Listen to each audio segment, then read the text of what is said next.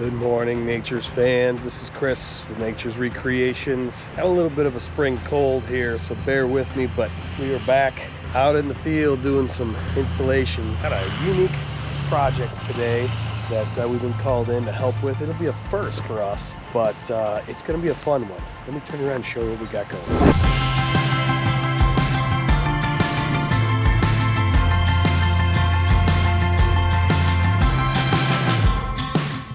Essentially, we are going to be putting in and installing a fountain that a client had already purchased, and they needed some assistance on with a custom basin. And it is a granite rolling sphere fountain. Let me show you what this thing actually looks like over here. So this big round quartz sphere, you usually make them out of granite, but you can make them out of various things, is going to be the fountain that we're putting in.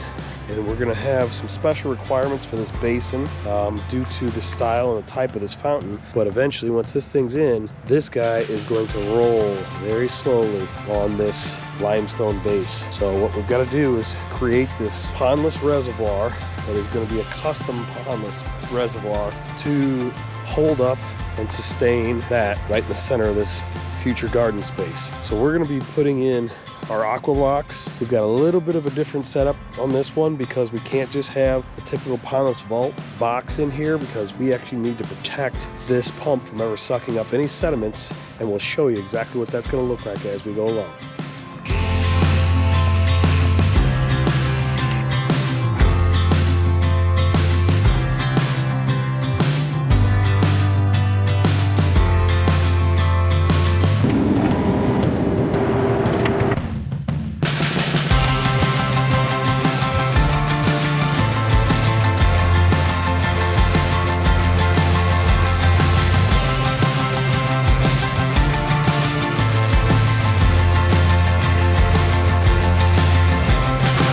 Guys, as usual, business is all about fixing problems, and we ran into a big one today. Tons and tons of groundwater pumping up into this basin here, and with this granite sphere being so sensitive to shifting and moving and not rolling, we're extra concerned about making sure that this thing is stable. So we're putting in basically a two-step basin. Got some gravel base, we're putting those 16-inch concrete blocks, and then just by chance the client had an old slab of concrete that needed to get tore out that we're going to put down on the bottom. We'll cover that with our insulation, heavy duty fabric underlayment and liner. This will now be the support for that basin, those aqua blocks. So even if that gets super saturated, we're not going to get as much of a potential for movement down inside of there, which could cause some adverse effects on the sphere and its rotation. So having to take a couple extra steps to guarantee this project, but it's going to be worth it in the long run. The other thing that we're going to do, we're also going to cut in a 4-inch pipe right in front of Miguel and have it out all the way over to this retaining wall where it drops off.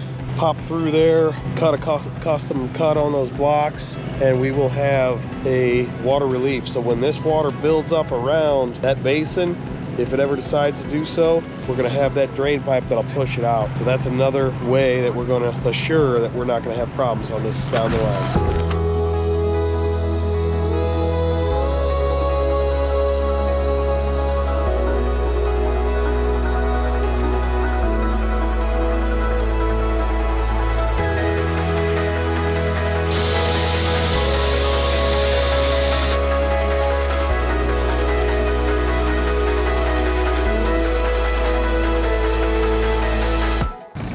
Actually, concerns were kind of valid. We have water in here, and that's why we put this slab, because this basin would be really unstable without some sort of support there. You can see there's probably a good inch or so of water in that lower corner.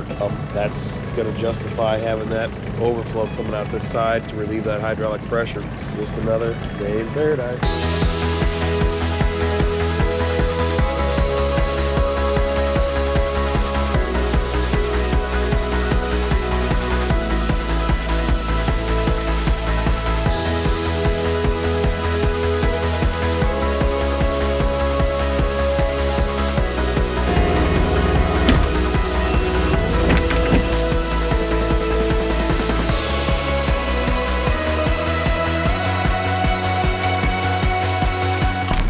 Alright guys, so you can see we've got our insulation on top of that concrete pad. That's to protect that liner. We'll still do our heavy duty fabric underneath, and then on top of the liner, this is our connecting channel. This is going to be our pump vault, because there's actually going to be a pathway that goes right around this entire radius of this fountain. So we're using this guy here because it's structural in the soil. Put a lid on that we can seal. We'll have a connecting channel with some cement blocks. Wrap that liner up and over both sides. We've got our lower clean out section here with our 12-inch that is going to create a sediment clean out area in this, and then we'll also have a sediment lift station clean out in this area. We're actually going to use this milk crate to set the pump on top of, so that that pump is never at the bottom able to suck up any sediments.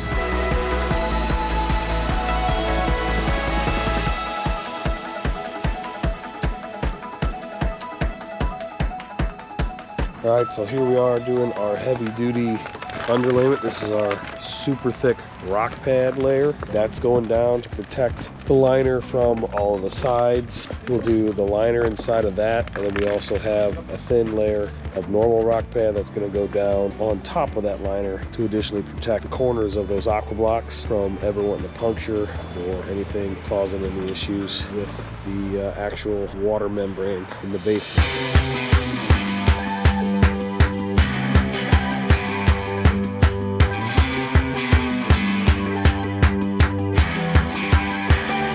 Got our first layer of aqua blocks going in down at the bottom here. What's going on there is these are going to be completely wasted with regards to water storage or usable water. It is going to store water and sediments, but if you see that pipe down there, that white PVC, that's going to be our primary sedimentation clean out, and we've got this 12-inch ADS pipe that is going to be contained within our basin, because we've got this connecting channel that leads us over there to where the actual pump is. The reason we can't do it all in one is we've got a space restriction here with the radius of the size of this basin reservoir for the landscape plan, and we're having to keep this thing as tight as possible to the boulder. So essentially what I had to do was create a remote pump location. So the remote location is over there. That's also going to have its own sedimentation trap and clean out. But this is providing us a primary basin clean out that will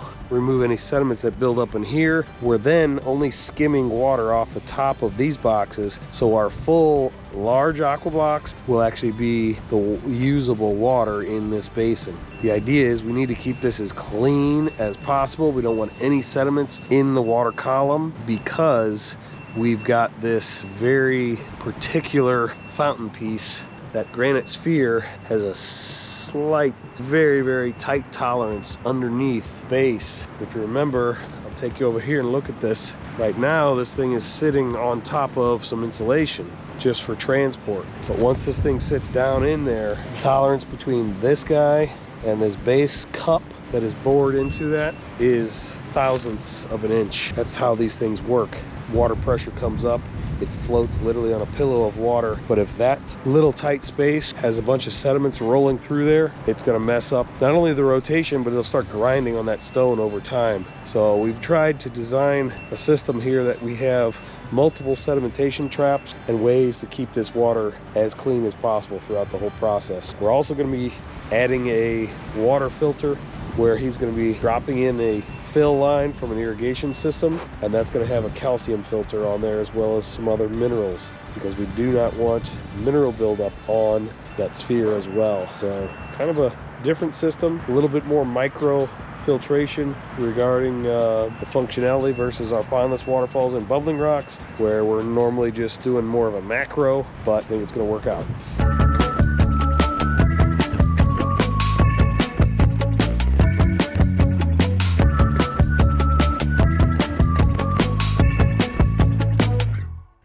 Okay, so what we've got here, we've got our concrete base for the milk crate that's going to sit there as a sediment trap. We've got two 90s coming into the bottom of this pipe. We'll have any dirty water coming in here Pump is going to sit on top of that milk crate to be pulling any of that clear water.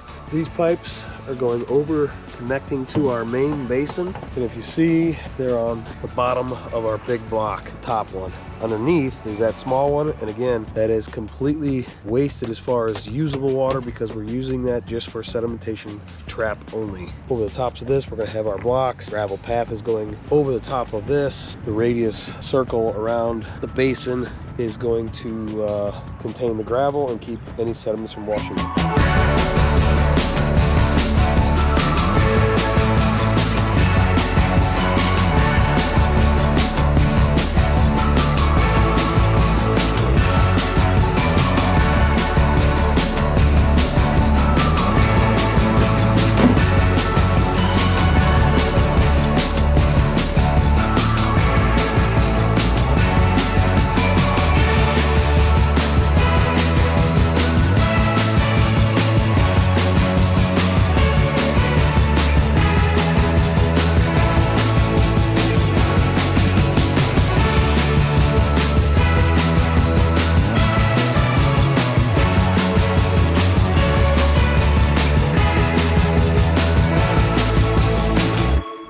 That's a wrap on this one, guys. What do you think about that cool rolling quartz sphere that we did? It was kind of a challenge for us, which was cool because we were able to really expand our thinking on how we could do something different with that basin to protect it from ever getting sediments in there. So that double chamber that we created and the extra clean out is working great. We're out here getting this thing winterized here in the next few hours, and I wanted to get that footage in before we shut it down. But do me a favor, if you like the projects that we're showing here and the content that we're uploading, like, comment, and share our videos so other people can enjoy the lifestyle of water features in their space, and maybe contact us if they're ever interested in having something like this done in their own yard.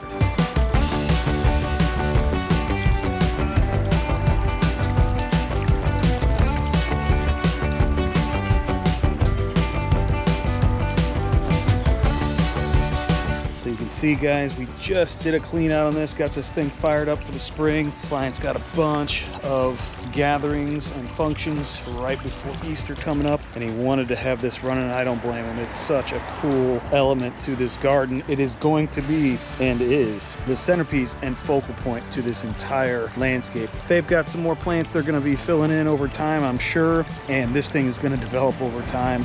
But we landed this guy on tour this year, so it's going to be so cool to see how people react to this thing. He says his grandkids absolutely love this feature. They love coming up and playing with this and stopping the ball and laying on it and then letting it do its thing. So it is just a really cool interactive feature, much like our pondless waterfalls and any other fountainscapes that we do, but such a unique application with the topside feature and just an amazing element to this garden. Have a great day. So finally got a chance to get back out to this unique rolling sphere project and shoot some final video. A little bit windy today, so the drone is not loving that, but the bulbs that they put in finally popped this spring. Everything is just looking great. I tell you, this is really a cool and unique way to utilize our aquascape system for a different and unique type of a project. So essentially underneath all of that is a pondless basin or reservoir. We had to tweak it a little bit because of the application, but all the components are still there, functioning as intended. And I tell you, that is going to be the conversation piece of the garden.